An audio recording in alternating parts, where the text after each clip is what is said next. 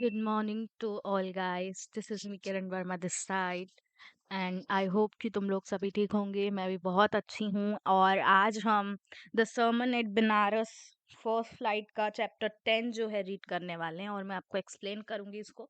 Okay so आप लोग जो है चैनल से जुड़े रहो. सारी वीडियोस को एक बार चेकआउट कर लो. प्लेलिस्ट ऑलरेडी अवेलेबल है.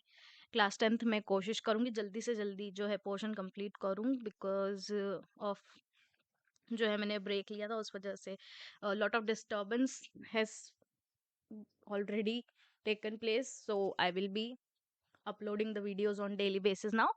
सो sorry for the waste of time. तो फटाफट से आ जाओ, अपने सभी फ्रेंड्सों को लेकर के आ जाओ और चैनल को सब्सक्राइब कर दो. प्लेलिस्ट चेक कर लो, वीडियोस सारी एक एक बार देखो तुम लोग, क्योंकि मैंने लाइन टू लाइन एक्सप्लेनेशन करा है तो तुम्हें कहीं और जाने की ज़रूरत ही नहीं है और बहुत क्लियरली तुमको सब कुछ समझ में आएगा. आई एम श्योर, क्योंकि मैंने चैप्टर का पीडीएफ जो है लिया है और उसके थ्रू मैं तुम्हें एक एक चीज़ समझा रही हूँ तो तुम कुछ भी मिस आउट करने वाले नहीं हो. तो इस चीज़ की श्योरिटी तुम्हें होगी मेरी तरफ से कि you would be getting everything which you need. Okay, chapter का एक्सप्लेनेशन करने वाली हूँ लाइन टू लाइन, तो वीडियो लास्ट तक ज़रूर देखना. लाइक कर देना वीडियो को फटाफट, ताकि मैं ऐसी ही वीडियोस तुम लोगों के लिए फटाफट अपलोड करती रहूँ. Thank you for coming and let's start the chapter named as the sermon at Benares. Okay, just let me check who is the writer here first. The writer, it is a source from Betty Renshaw, Values and Voice, a college reader, 1975. है ना? Okay, so I think we should start now.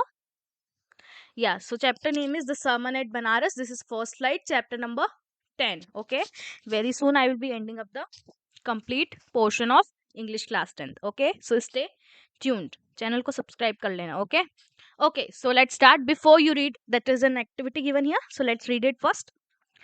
Use a dictionary or ask for your teacher's help as you discuss the following questions in the group. Okay. First, what is sermon? Is it different from a lecture or a talk? Can this word also be used in a negative way or as a joke? As in my mother's sermon about getting my work done on time. Okay. Second one says that find out the meaning of the words and phrases given in the box. Okay. So you will find out these words. Okay. Now let's move to the third one. Have you heard of Sermon on a Mount? Who delivered it? Who do you think delivered a sermon at Banaras? Okay. तो यहाँ पे हमारी जो है story, let's start. तो as you can see the first thing already written here is Gautam Buddha.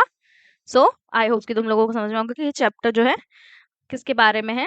Gautam Buddha के बारे में है. Okay, everyone knows and in the whole world he is famous. Gautam Buddha is famous and is considered to be an idol for many people.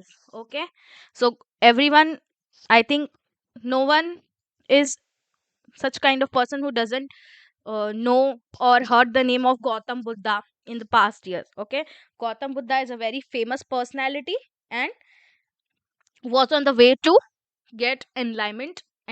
Okay, so let's start the reading. Gautam Buddha, that is 5563 BC to 483 BC, began life as a prince named Siddharth Gautama in northern India. Okay, so from the first line we know that Gautam Buddha, his name at present we know him as Gautam Buddha, but earlier his name was Siddharth Gautama. Okay, and he was a prince where in northern India. Okay, at 12 he was sent away for schooling in the Hindu scars scripture, and 4 years later he returned home to marry a princess. Okay, so he was a prince, okay, of southern India, of northern India, and at 12th he was sent away. Okay, मतलब उसको उसका जो राजपाट है उससे दूर भेज दिया गया पढ़ाई लिखाई के लिए. ओके, और हिंदू स्क्रिप्चर्स को मतलब अंडरस्टैंड करने के लिए, हिंदू वैल्यूज को अंडरस्टैंड करने के लिए. ओके, तो उन्हें कहाँ भेज दिया गया? अपने जो है राजमहल को छोड़ करके उन्हें कहाँ भेज दिया गया? अवे भेज दिया गया स्कूलिंग के लिए. ओके, 4 years लेटर मतलब स्कूलिंग के लिए भेज दिया गया और उसके 4 साल बाद वो घर आते हैं, एक प्रिंसेस से मैरी करते हैं. ओके, जब शादी के बाद उनका जो है एक बेबी बॉय होता है. ओके, और फिर वो इसी तरह से जो है अपनी जो है राजपाट में जीते हैं 10 साल तक। ओके, शादी करने के बाद, बेबी होने के बाद 10 साल तक और वो अपने जो है इसी राजा वाले जो फैमिली है, मतलब वो राजा बने हुए रहते हैं। Okay, about the age of 25, the prince here offered shield from the suffering of the world while out hunting, chanced upon a sick man, and then an aged man, then a funeral procession, and finally a monk begging for alms. Okay, तो यहाँ पर क्या होता है कि जो है उन्होंने क्या करा कि 12 पे, at the age of 12 he was sent to school. After 4 years he came, done his schooling and married a princess, had a boy, baby boy, and lived in his royalty for 10 years. Okay, then when he was 25, okay, the prince, who is the prince here? Gautama. Okay, so when Buddha Gautam was 25, okay, so he went out one day, he went out on hunting. Okay, so while hunting he got to know the saddest and depressed world around him, the people suffering.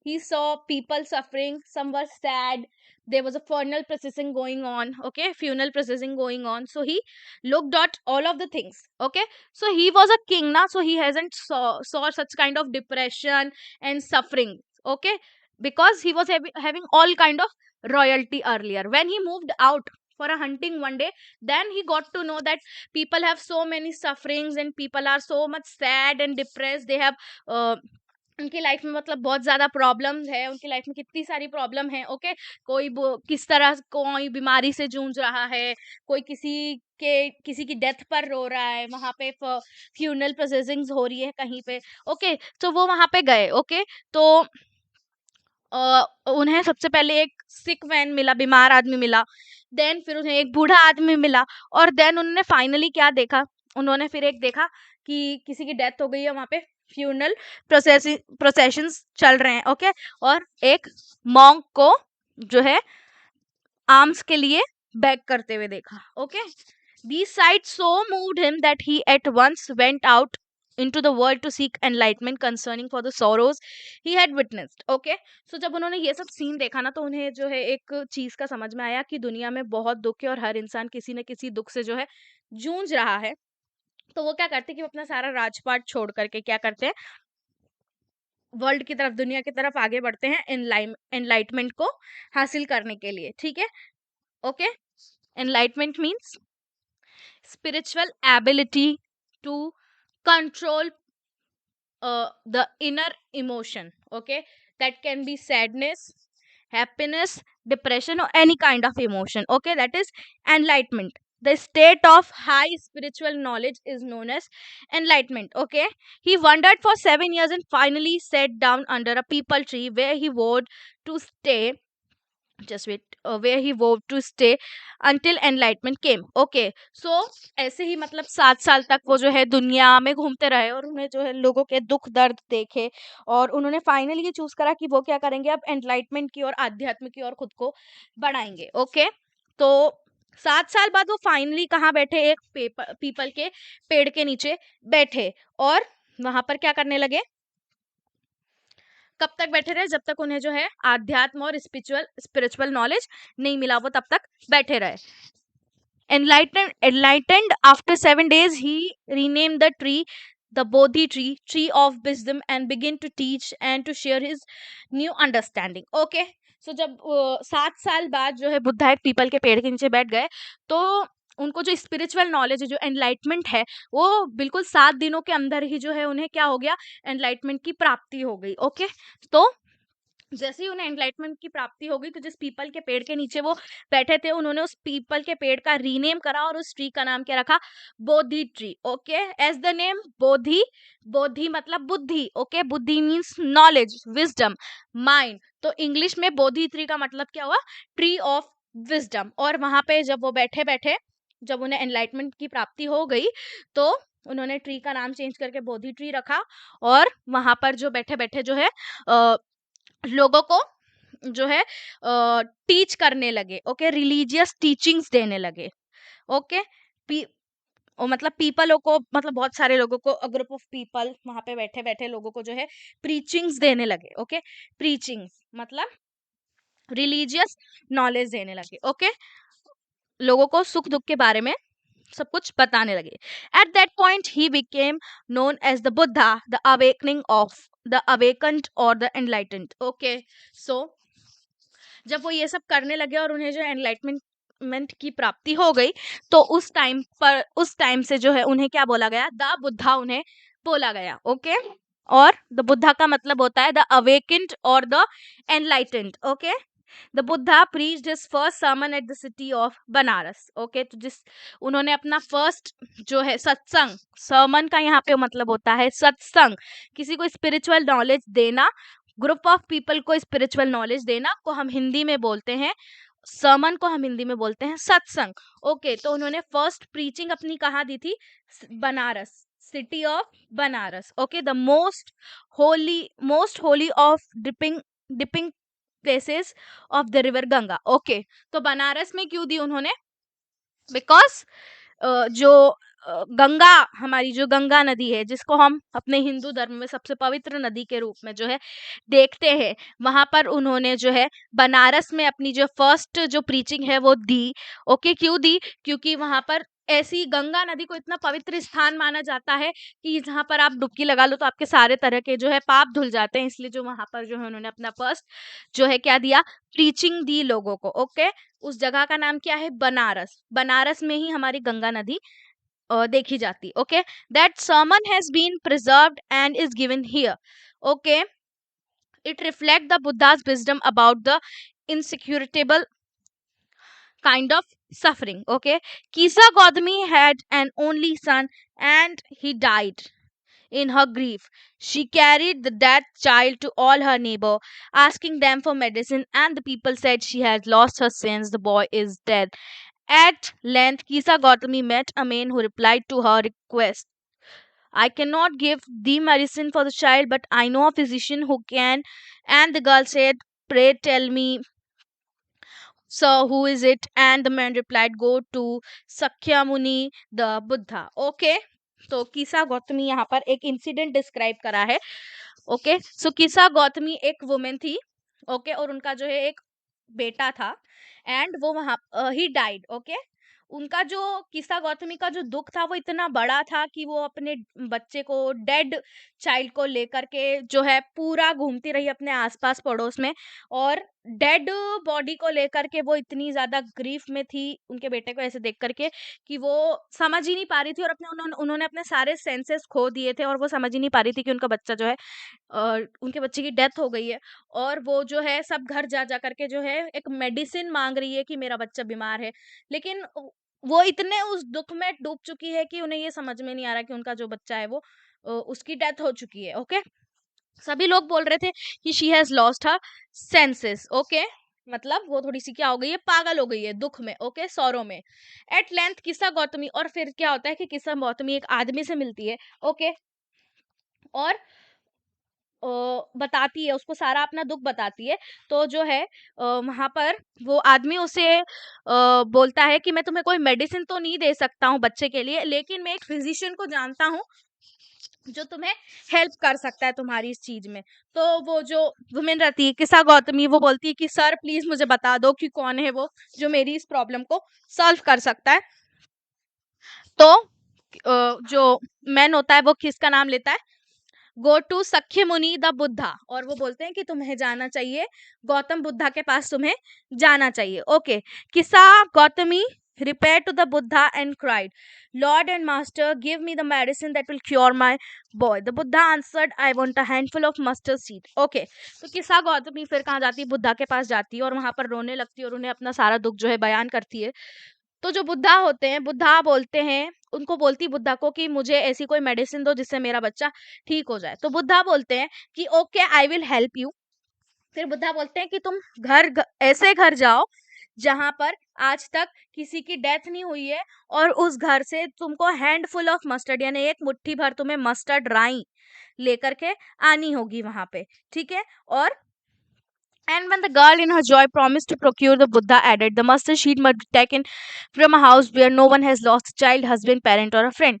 तो बुद्धा उसकी सारी बात सुनकर उसे बोलते हैं कि तुम्हें घर घर पर जाना है, और क्या करना है, लोगों के घर जाना और तुम्हें क्या करना है, एक हैंडफुल ऑफ मस्टर्ड लेकर के आना है। तो जो वुमेन होती वो खुश हो जाती कि हाँ बस इतना सा काम है और इतने से में जो है मेरा बेटा सही हो जाएगा। तो फिर बुद्धा बीच में इंटरप्ट करते हुए बोलते हैं, लेकिन तुम्हें कोई ऐसे घर से हैंडफुल ऑफ मस्टर्ड लाना है जहाँ पे किसी का पति, किसी का भाई, किसी का बच्चा, किसी के पेरेंट या किसी के फ्रेंड की डेथ नहीं हुई हो। ऐसे घर से तुम्हें हैंडफुल ऑफ मस्टर्ड लेकर के आने पड़ेंगे। Okay, poor Kisa Gotami now went from house to house and the people pitied her and said, here is mustard seed, take it. But when she asked, did a son or a daughter, a father or mother died in your family, they answered her, alas, the life livings are few, but the dead are so many. Do not remind us our deepest grief, and theirs was no house, but some beloved had died in it. Okay, तो किस्सा गौतमी घर घर जाती है और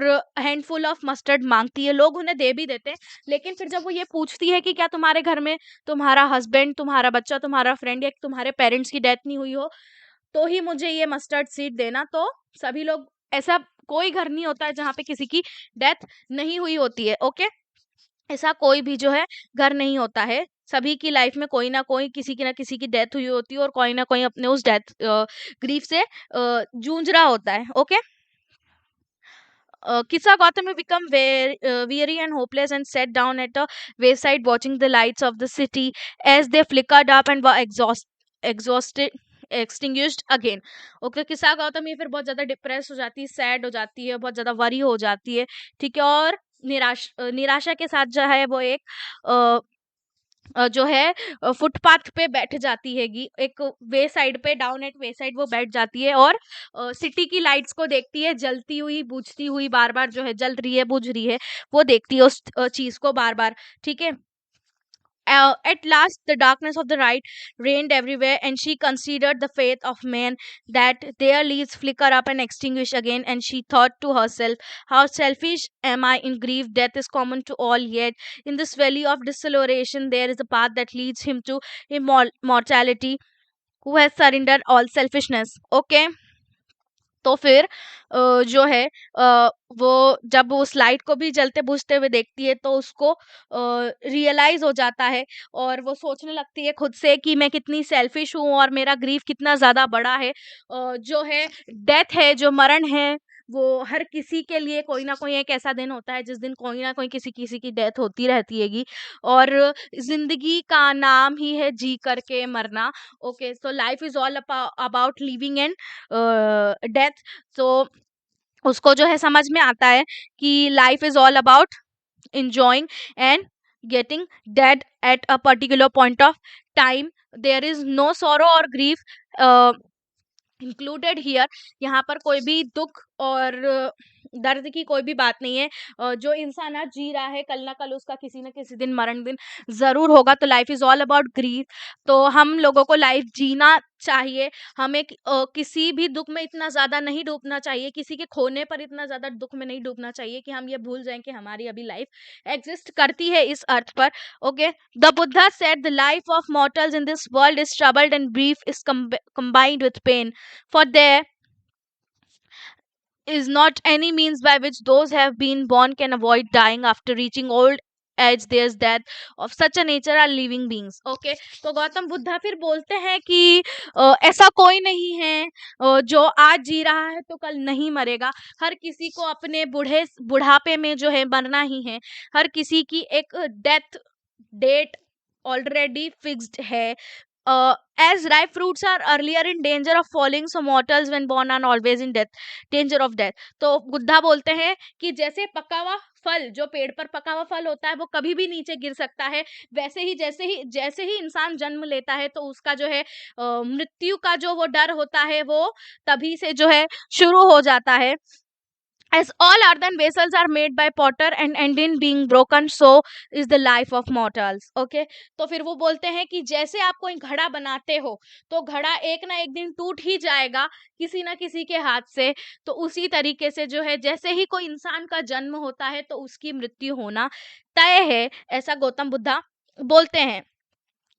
those who are wise all fall into the power of death, are all subjected to death. Okay, तो बुद्धा वही बोलते हैं कि life is all about death okay, living and death. Okay, तो इट्स योर चॉइस कि आप जीते हो अपने दुख को लेकर के जीते हो या खुशी खुशी जीते हो, because at the end there is one thing all know is death. Okay, आप अभी कितना भी कुछ भी कर लो, but everyone knows that one day you will die. Okay, so when you have the time to learn, to enlighten, to get out of the grief and to enjoy your life and to learn, then you need to learn. Okay, then you don't have to focus on another thing, because one or the another day everyone have the death on their side. Okay, so this is all the Buddha had the teaching to the world. All his lectures, all his sermons had the same lesson, that everyone needs to be obtaining peace of mind. Everyone needs to come out of all their sorrows, their depression, become free from sorrows. He gave the preaching which made them people free from their sorrows, make them come out of their depression and all of that. So Buddha became enlightened in 7 days, and he gave so much preachings to all the people by sitting just under the bodhi tree. And the bodhi tree was the people tree, and he named it when he got enlightenment, and the tree was known as bodhi tree. The word bodhi here is the wisdom. Okay, so bodhi tree in English is the tree of wisdom. Okay, so in this way we got to know that everyone have the day to death. Okay, everyone have the present life to live. There is no such big grief that people forget to live their life. Everyone have the death on their side. So so whenever you have some kind of grief, then for the particular 1 or 2 days, or for sometimes, you can be sad, you can be in grief, you can be in depression, but within some time you need to get it out. Okay, you need to attend the peace of mind, because all of the sudden anything can happen, and this is life. And everyone have to face it. Everyone have sorrows in their life. Everyone have lost their son, their husband, their parent, or their friend. Okay, so no one in this world is left who haven't lost their loved ones. Okay, so life is all about life, living and death. Okay, so I hope कि तुम लोगों को chapter बहुत अच्छे से समझ में आएगा. This was a very wonderful chapter from Gautam Buddha. The preachings of Gautam Buddha, how he started and how he attained the enlightenment.